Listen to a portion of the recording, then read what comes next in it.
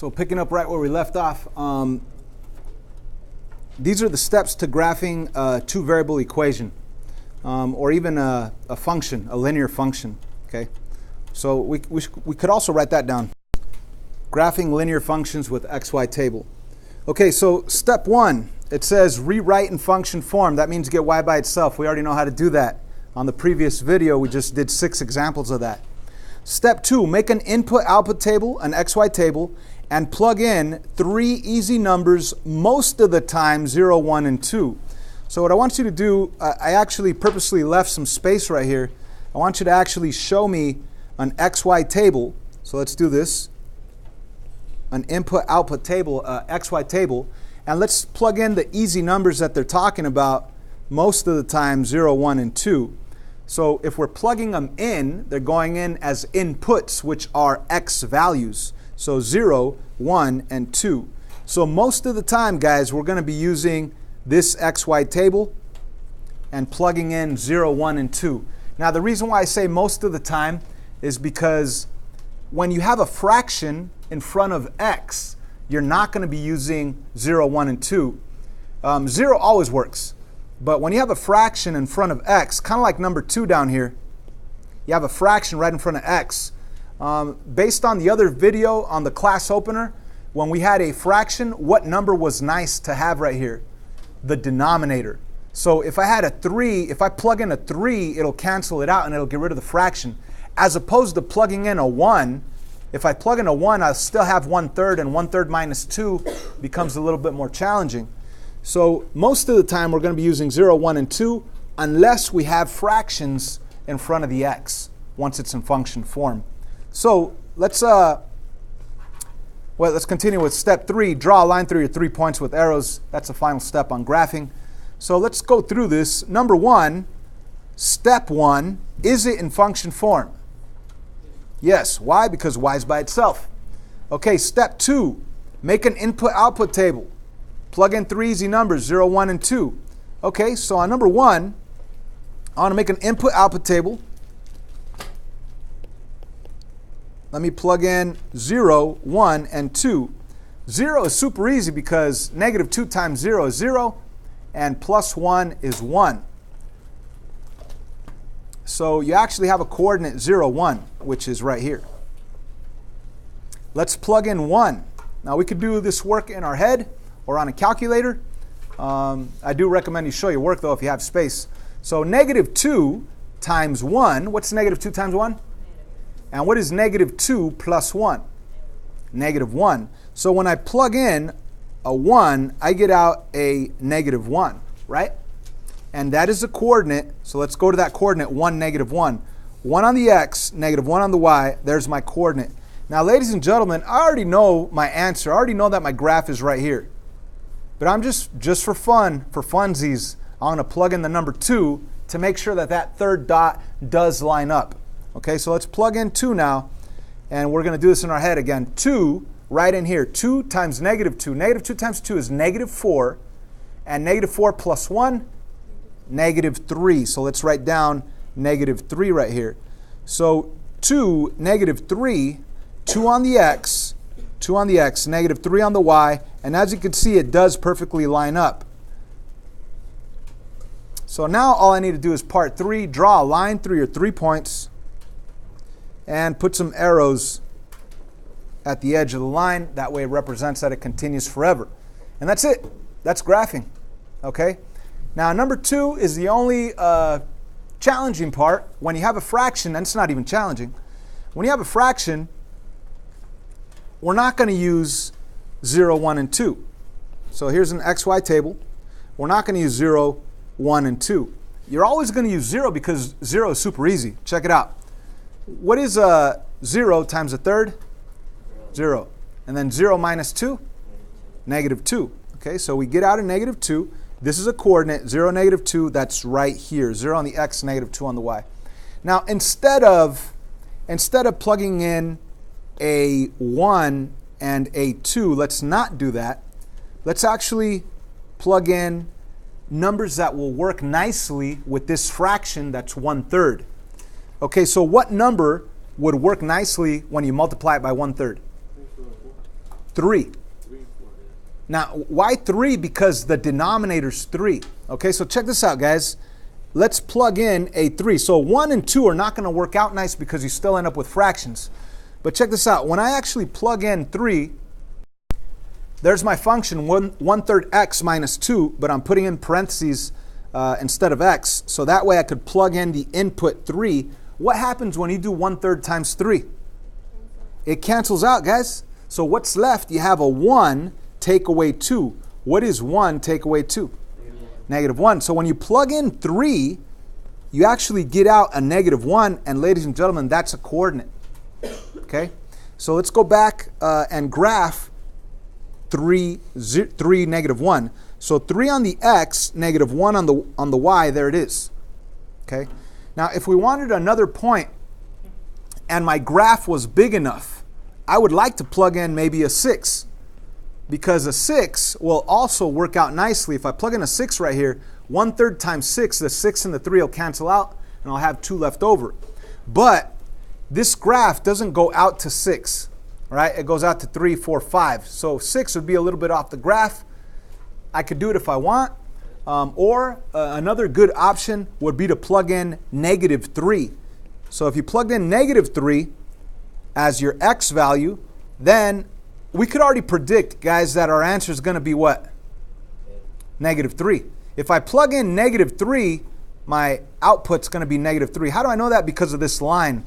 Let me actually show you. Let's plug in -3. So there's my function, plugging in -3.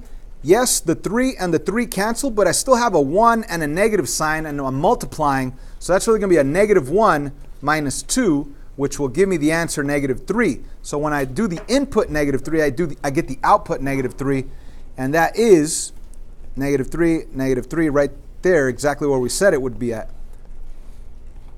And then we just draw our line through it. Put some arrows. We're done. Okay, guys, so what we want to really understand with number 2 is whenever we have a fraction in front of x, we don't want to use 0, 1, and 2. We want to use 0 and the denominator, and maybe 2 times the denominator, or the denominator doubled. Or maybe 0, the denominator, and negative denominator.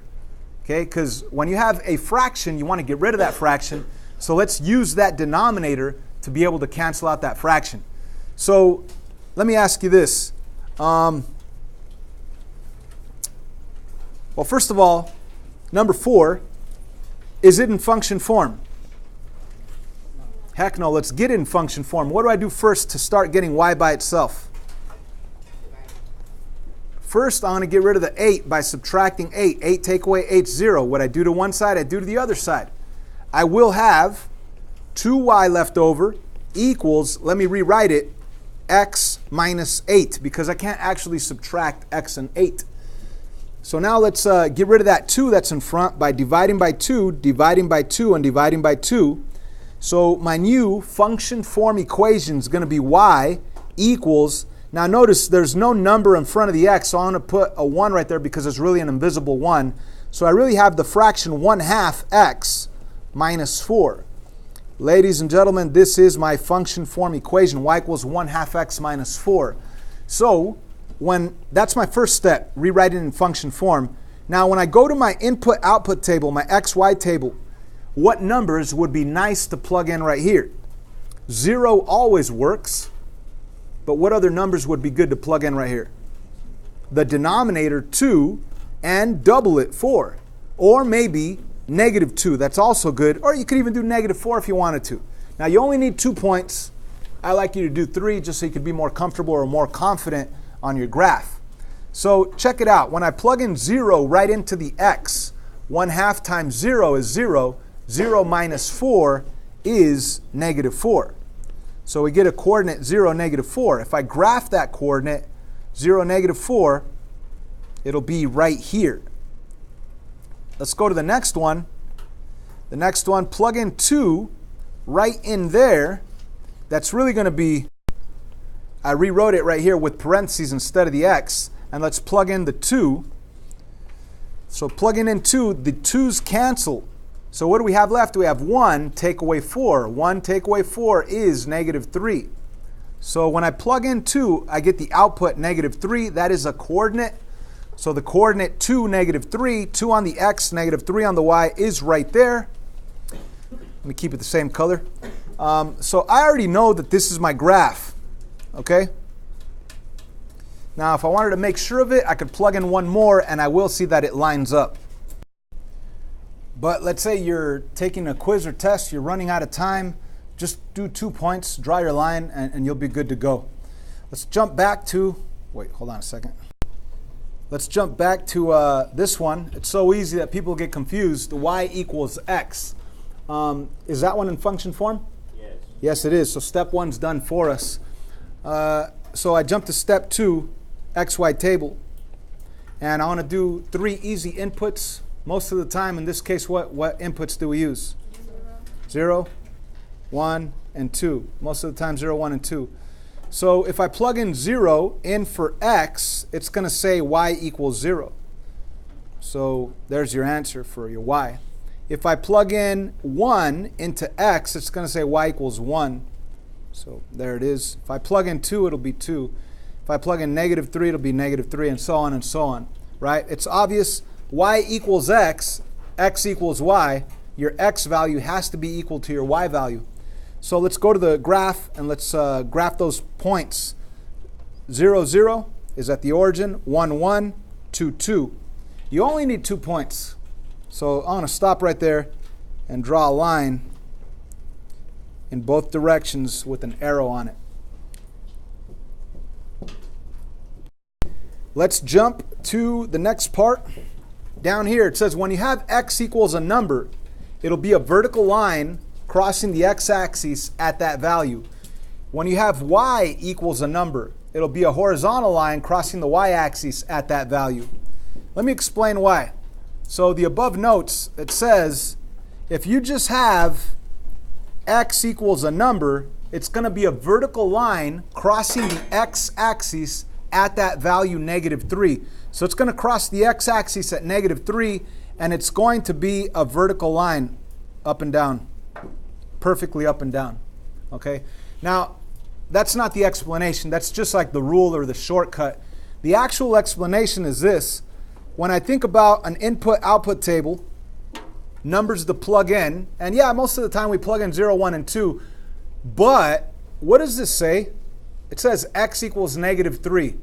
The only thing that this equation cares about is that your x values are -3. So x has to be -3. And you could write the x value of -3 as many times as you want. Now, what about your y values? Is there even a y right here? No, there's no y. That means y could be anything you want. So y could be 5, it could be 0, it could be -2, it could be anything you want.